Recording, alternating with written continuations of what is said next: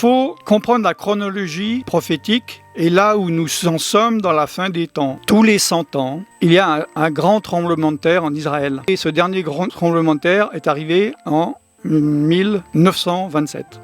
Donc je vais vous donner une révélation prophétique pour vous faire comprendre comment Dieu agit dans certains cas par rapport à sa parole dans des révélations prophétiques. Bonjour, shalom, je suis serviteur de Dieu, Alain Rich. Aujourd'hui, je vais parler d'une chose très importante qu'on me demande depuis plusieurs années. Je vais parler de Gog et Magog, la guerre de Gog et Magog, ou les guerres, nous allons voir. Qu'est-ce que c'est, quand ça va se passer, etc. Dans cette vidéo, je vais mettre les jalons, je vais planter la fondation pour éclaircir les termes, éclaircir certaines choses, certaines incompréhensions, certaines contradictions apparentes, pour que dans les futurs enseignements vidéo, si Dieu le permet, nous ayons cette référence en place. Donc, dans la Bible, il est parlé du terme Gog et Magog dans Ézéchiel, c'est un prophète de la Première Alliance, dans la Tanakh, appelé Ancien Testament par les catholico-protestants. Je vais fermer les stores parce qu'il y a vraiment trop de soleil là. Excusez-moi pour le changement d'atmosphère, j'ai dû fermer les stores parce que le soleil s'est levé.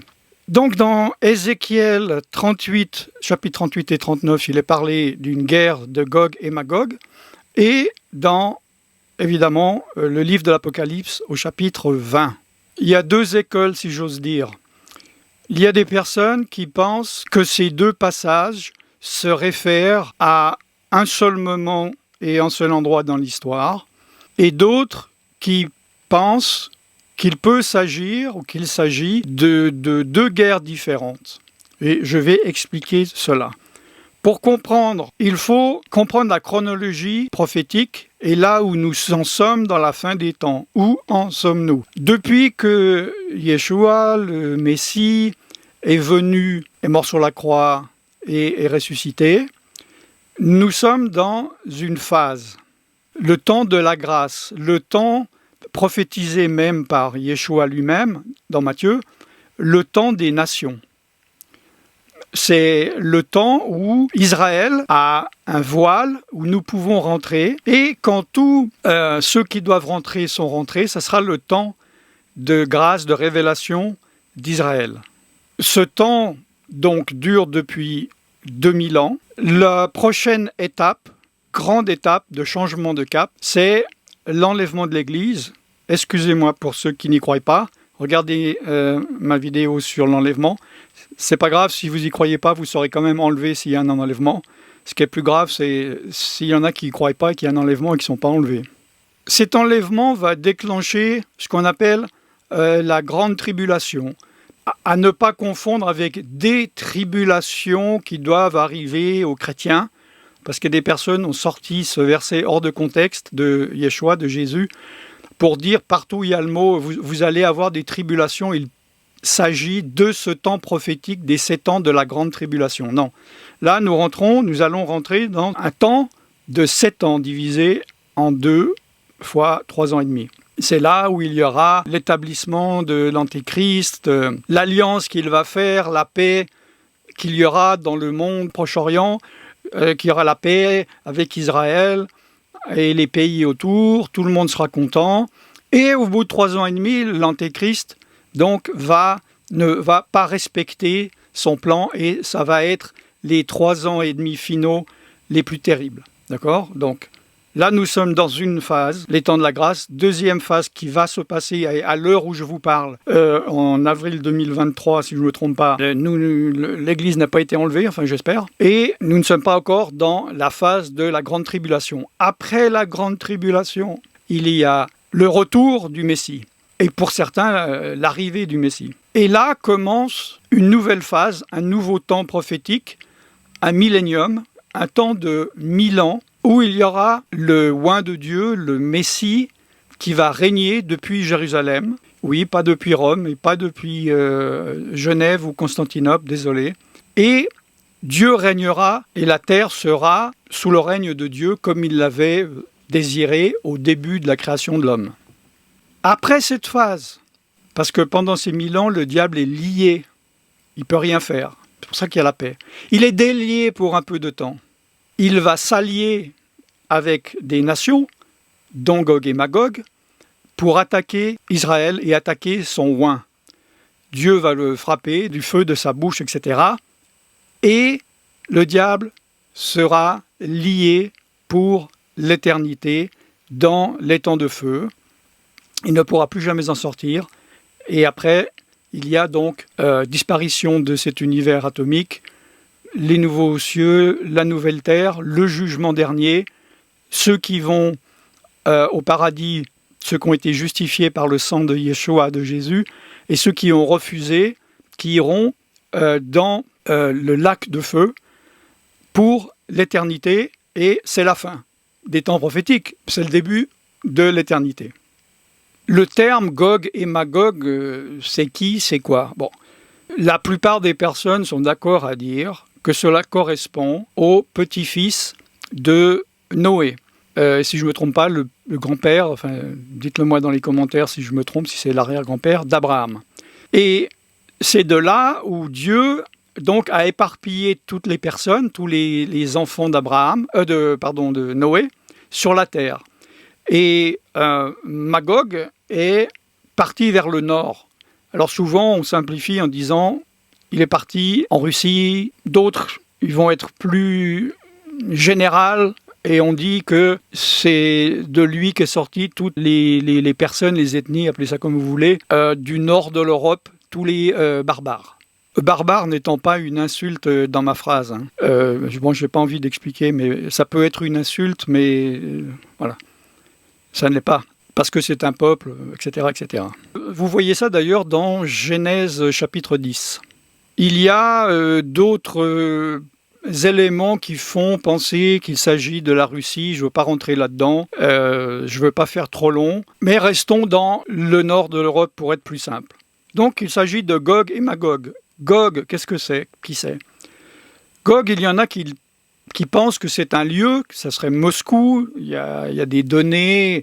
Je ne veux pas rentrer maintenant dans la prononciation hébraïque. Si ça vous intéresse, je pourrais faire une étude plus poussée et profonde. Et des personnes pensent que Gog, c'est un homme. Et nous allons voir pourquoi dans les versets que nous allons lire. Et ce serait donc le chef de la Russie ou le chef des pays du Nord d'une coalition.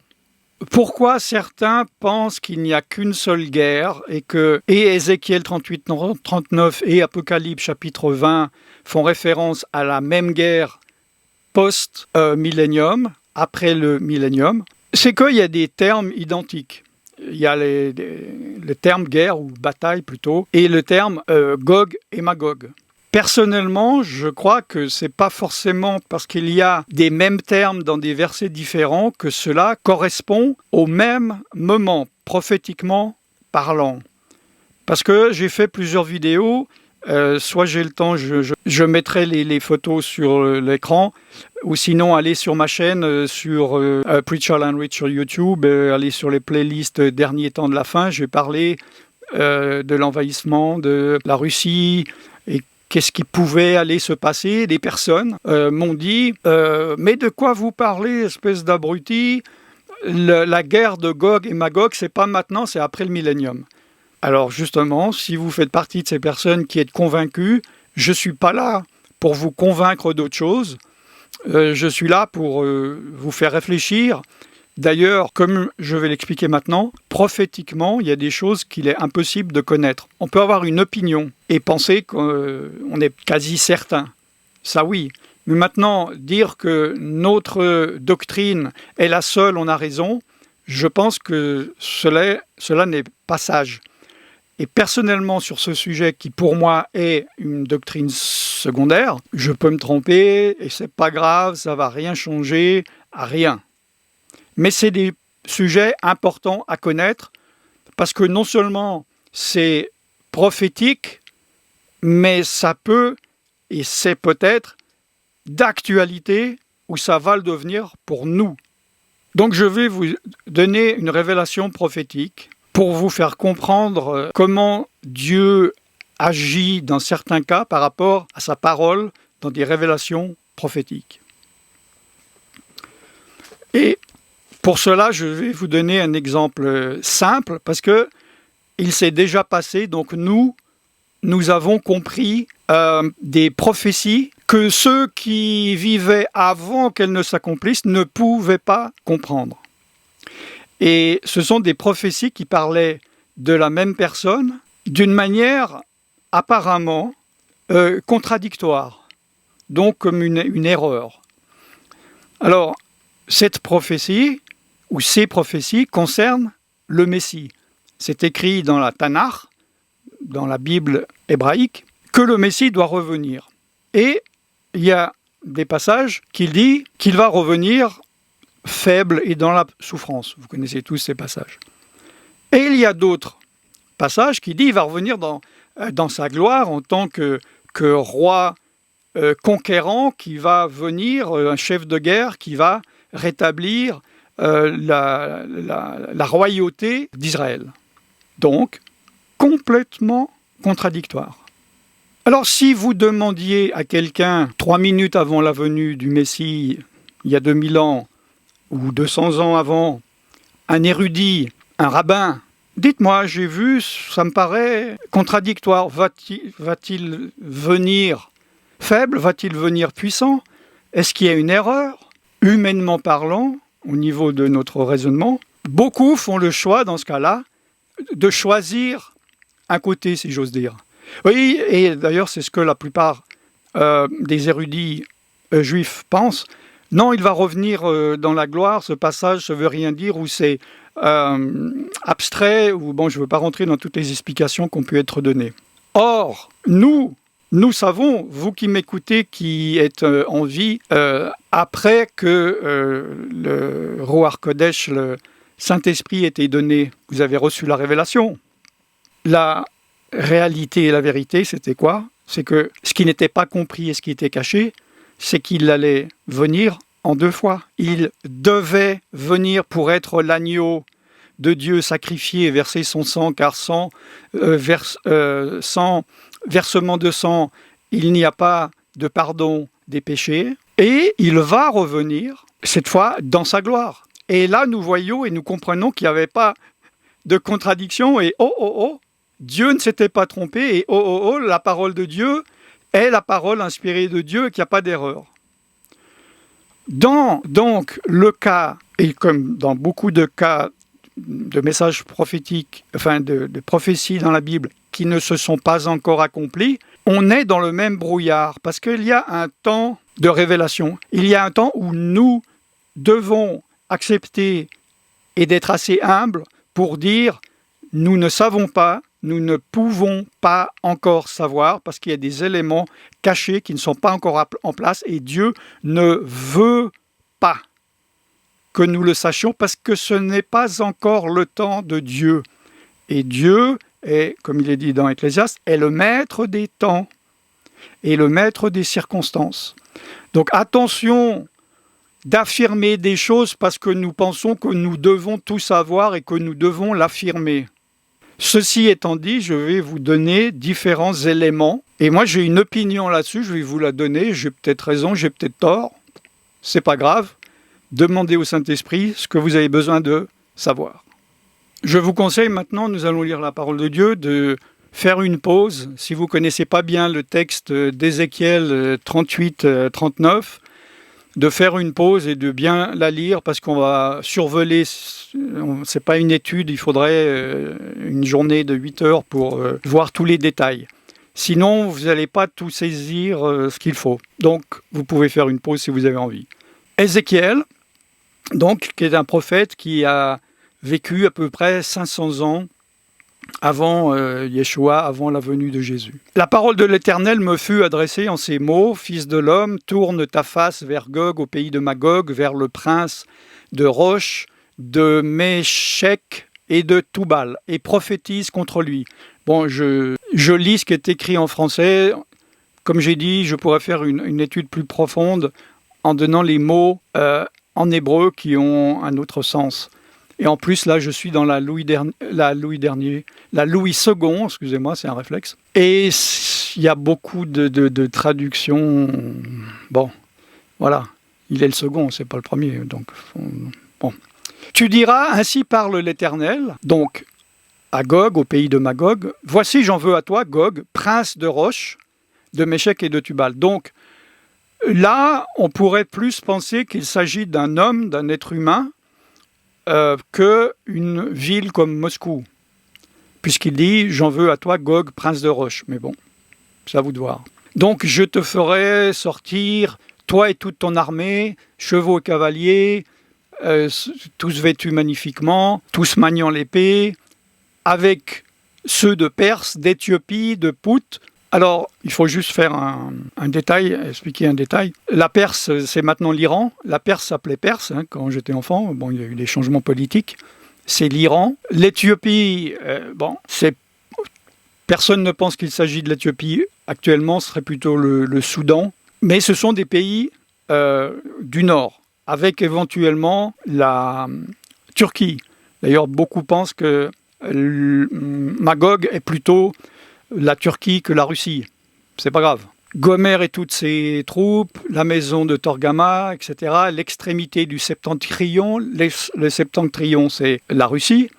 Je vous rappelle qu'au-dessus de la Russie, il n'y a rien, il y a le pôle Nord. Peuples nombreux qui sont avec toi. Donc il y a une alliance entre plusieurs pays. Toi et toute ta multitude, prépare-toi, tiens-toi prêt, assemblés autour de toi. Sois leur chef. Donc le chef de la Russie ou de la Fédération, ce que vous voulez, ou de la Turquie, sera le chef d'une coalition de plusieurs pays, de pays du Nord.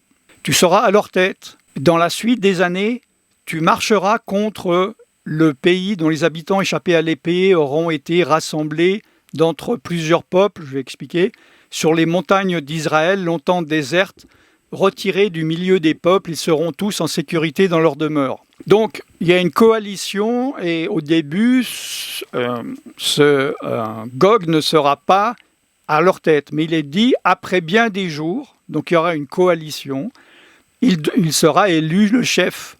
Et ensuite, plusieurs années après, dans la suite des années, ils vont monter contre Israël, contre le pays et contre les personnes qui y habitent, donc qui auront été rassemblés d'entre plusieurs peuples. Ça, c'est après la déportation du peuple juif, nous le savons, il y a eu plusieurs déportations, j'en ai parlé plusieurs fois. La dernière était en l'an 70 après Jésus-Christ, à peu près 40 ans après sa résurrection. Et ils sont partis dans le monde entier et ils sont revenus en 1948. Donc, ils ont échappé à l'épée et ils ont été rassemblés d'entre plusieurs peuples sur les montagnes d'Israël, longtemps désertes. Alors, longtemps désertes, oui, en effet, parce que presque 2000 ans. Jusqu'en 1948, et nous le savons, c'est historique, dans plusieurs époques de ces 2000 ans, que pendant que le peuple juif était loin d'Israël, Israël était devenu un désert. D'ailleurs, il est dit un désert de chacals. Et il y a des historiens, différents historiens de différentes époques, qui confirment cela. Même il n'y a pas si longtemps, il y a un écrivain, Mark Twain, qui a fait une visite et qui en a fait d'ailleurs un livre qui décrit l'Israël avant le retour du peuple juif. Et c'était un désert, il n'y avait pas d'arbres, il n'y avait pas de fruits, il n'y avait pas de plantation, il n'y avait pas d'eau, il n'y avait rien du tout. Et donc, à cette période dont nous parlons maintenant, de cette attaque, ils seront tous en sécurité dans leur demeure. Est-ce que actuellement ils sont en sécurité dans leur demeure ? Oui et non. C'est quand même un pays en guerre à l'heure où je parle. Certains vont penser avec cette phrase « ils seront tous en sécurité dans leur demeure » qu'il s'agit du millénium, mais nous allons voir plus tard pourquoi ça serait difficile. Mais donc viendra un temps, si cette attaque est pré-tribulation, avant la tribulation, au début de la tribulation, on ne va pas pinailler, Israël sera en sécurité dans ses demeures. Donc il y aura la paix. Ce qui peut justement faire penser que ça serait juste avant l'enlèvement ou au début de la tribulation. Pourquoi? Parce que l'Antéchrist va faire un marché, une alliance de paix en Israël. Donc tu monteras, tu seras comme une nuée qui va couvrir le pays. Et au verset 10, ainsi parle le Seigneur l'Éternel, en ce jour-là, des pensées s'élèveront dans ton cœur et tu formeras de mauvais desseins. Tu diras, je monterai contre un pays ouvert, je fondrai sur des hommes tranquilles, en sécurité, dans leur demeure, tous dans des habitations sans murailles, et n'ayant ni verrou ni porte. J'irai faire du butin et me livrer au pillage, porter la main sur des ruines maintenant habitées, sur un peuple recueilli du milieu des nations, ayant des troupeaux et des propriétés et occupant les lieux élevés du pays. Donc il est intéressant de voir, j'émets une possibilité. Il dit, en ce jour-là, des pensées vont s'élever dans ton cœur et tu formeras de mauvais desseins. Il se peut que ce chef de guerre parte pour une raison, et chemin faisant à ce moment-là, il y a une pensée qui vient dans son cœur et qui fait changer le but de l'attaque. Et cette attaque, c'est quoi? Tu diras, au verset 11, lisez, « Je monterai contre un pays ouvert, je fondrai sur des hommes tranquilles, des personnes qui ne s'y attendent pas, qui ne sont pas prêts au combat, parce qu'il y a une alliance. C'est trop facile. » Et pourquoi? Pour prendre le butin et me livrer au pillage. Porter la main sur des ruines maintenant habitées, sur un peuple recueilli du milieu des nations, c'est tout le peuple juif qui est revenu en Israël, ayant des troupeaux et des propriétés, car maintenant Israël est un pays riche, les terres sont un pays riche, et occupant les lieux élevés du pays, c'est-à-dire c'est le nord plutôt d'Israël, et quand on dit élevé du pays, ça veut dire là où il y a les richesses, là où il y a les bonnes terres, etc. Verset 14, c'est pourquoi prophétise, fils de l'homme, donc Dieu parle à Ézéchiel, et dit à Gog, ainsi parle le Seigneur l'Éternel, oui, le jour où mon peuple d'Israël vivra en sécurité, tu le sauras. Tout le monde va savoir qu'ils seront en sécurité. Alors tu partiras de ton pays, des extrémités du septentrion, les extrémités du nord, toi et de nombreux peuples avec toi, etc., beaucoup de personnes, et tu t'avanceras contre mon peuple d'Israël. Vous voyez que Dieu dit clairement « mon peuple ». Dieu n'a pas rejeté son peuple. C'est écrit même dans la Nouvelle Alliance, dans le Nouveau Testament. Dieu n'a pas rejeté son peuple. Et donc, Dieu lui dit à Gog, « Je te ferai marcher contre mon pays. » Pourquoi aussi? Quel est l'intérêt de Dieu? Afin que les nations me connaissent, quand je serai sanctifié par toi sous leurs yeux, ô Gog. En ce jour-là, il y aura un grand tumulte dans le pays d'Israël. Les montagnes seront renversées, les parois des rochers s'écrouleront, toutes les murailles tomberont par terre. J'appellerai l'épée contre lui sur toutes mes montagnes, dit le Seigneur. L'épée de chacun se tournera contre son frère. J'exercerai mes jugements contre lui, par la peste et par le sang, par une pluie violente et par des pierres de grêle. Je ferai pleuvoir le feu et le soufre sur lui et sur ses troupes et sur les peuples nombreux qui seront avec lui. Je manifesterai ma grandeur et ma sainteté, je me ferai connaître aux yeux de la multitude des nations, et elles sauront que je suis l'Éternel. Pourquoi personnellement j'ai plutôt tendance à croire que ce passage, qu'il y a deux guerres différentes décrites, une dans l'Apocalypse et une dans Ézéchiel, c'est que ici, oui, il est vrai qu'il y a des similitudes. Le peuple vit en paix. Dans le millénium, il vit en paix. Mais là, Dieu, au travers de Gog, il va manifester sa gloire aux nations. Les nations vont voir et comprendre qui est Dieu, ils vont comprendre la grandeur et la sainteté de Dieu, et il se fera connaître aux yeux de la multitude des nations, et elles sauront que je suis l'Éternel. Mais personnellement, peut-être que je me trompe, mais pendant le millénium, le Messie est descendu du ciel, et il règne depuis 1000 ans. Vous pensez que les nations ne savent pas qui est Dieu pendant le millénium? C'est pour ça qu'il est possible, ou probable, je ne sais pas, que cette bataille soit une bataille qui se passe avant le millénium. Il est dit qu'il y aura un grand tremblement de terre. Oui, il y a une similitude avec l'Apocalypse 20, la guerre d'Armageddon, où il y aura aussi des tremblements de terre, un tremblement de terre. Mais ça ne sera pas le même tremblement de terre. Je ne veux pas rentrer maintenant dans les détails. Une chose importante d'actualité prophétique à savoir. Peut-être que ça n'a rien à voir, mais c'est intéressant de connaître cette information. Tous les 100 ans, tous les siècles à peu près, il y a un grand tremblement de terre en Israël. Parce qu'il y a une fente sismique dans la région. Et depuis qu'il calcule, il voit que d'une manière assez précise, tous les 100 ans, il y a un grand tremblement de terre. Ce dernier grand tremblement de terre est arrivé en 1927.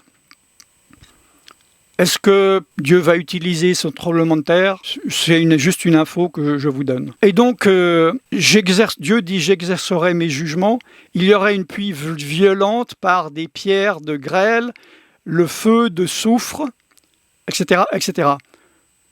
On peut penser que c'est une activité naturelle, des étoiles qui tombent. Ça peut passer par l'armée israélienne et là, il décrit des armes atomiques, chimiques, nucléaires ou pas. Il faut comprendre que ce texte a été écrit il y a 2500 ans et Dieu devait utiliser des mots que les personnes comprenaient. Maintenant, nous avons une autre compréhension des choses. C'est à voir. Que va-t-il se passer exactement? Maintenant, le passage dans l'Apocalypse, nous allons aller plus vite parce que ça dure plus longtemps que je pensais. Au chapitre 20, verset 1. « Puis je vis descendre du ciel un ange qui avait les clés de l'abîme, une grande chaîne à la main. Il saisit le dragon, le serpent ancien, qui est le diable, Satan, et il le lia pour 1000 ans. Il le jeta dans l'abîme, ferma et scella l'entrée au-dessus de lui, afin qu'il ne se divisit plus les nations jusqu'à que les 1000 ans fussent accomplis. » Là, il s'agit des 1000 ans du millénium. C'est la paix dans le monde parce que le diable n'est pas jeté dans l'étang de feu pour l'éternité, mais lié pour 1000 ans. Au verset 3. Après cela, après quoi? Après 1000 ans, il faut qu'il soit délié pour un peu de temps. Et je vis des trônes et à ceux qui s'assirent furent donnés le pouvoir de juger. Je vis les âmes de ceux qui avaient été décapités à cause du témoignage de Jésus, à cause de la parole de Dieu, et de ceux qui n'avaient pas adoré la bête et son image, ça c'est pendant la tribulation, et qui n'avaient pas reçu la marque de leur front sur leurs mains. Ils revinrent à la vie et ils régnèrent avec Christ pendant 1000 ans. Bon, je ne veux pas rentrer dans les détails parce qu'il ne s'agit pas du millénium. J'ai déjà fait une vidéo là-dessus. Cherchez Alan Rich Millennium. Là, ce qui nous concerne à nous, verset 7. « Quand les 1000 ans seront accomplis », c'est clair. Donc, Satan sera relâché de sa prison. « Quand les 1000 ans seront accomplis. Et il sortira pour séduire les nations qui sont aux 4 coins de la terre, Gog et Magog, afin de les rassembler pour la guerre, et leur nombre est comme le sable de la mer. Ils montèrent sur la surface de la terre, ils investirent le camp des saints et la ville bien-aimée, Jérusalem. Mais un feu descendit du ciel et les dévora. Et le diable qui les séduisait fut jeté dans les temps de feu et dans le soufre, où sont la bête et le faux prophète, et seront tourmentés nuit et jour, etc., au siècle des siècles. » Donc nous voyons qu'au bout de 1000 ans, Satan est relâché de sa prison. Il sort, imaginez, 1000 ans, fâché, il va aux 4 coins de la terre, avec aussi Gog et Magog, afin de les rassembler pour la guerre. Le nombre est comme le sable de la mer. Vous voyez que dans ce passage qui se passe après l'Apocalypse, après le millénium, Gog et Magog n'est plus parlé qu'ils viennent juste du nord avec 4 ou 5 autres nations, mais des 4 coins de la terre. Toutes les nations, de séduire les nations, et leur nombre n'est pas une multitude comme il est dit dans Ézéchiel, mais comme le sable de la mer.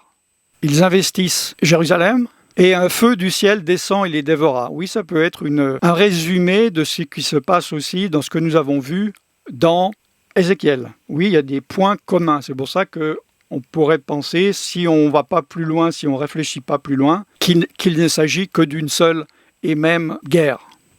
Et le diable, là, il fut jeté dans l'étang de feu et de soufre, où sont la bête et le faux prophète.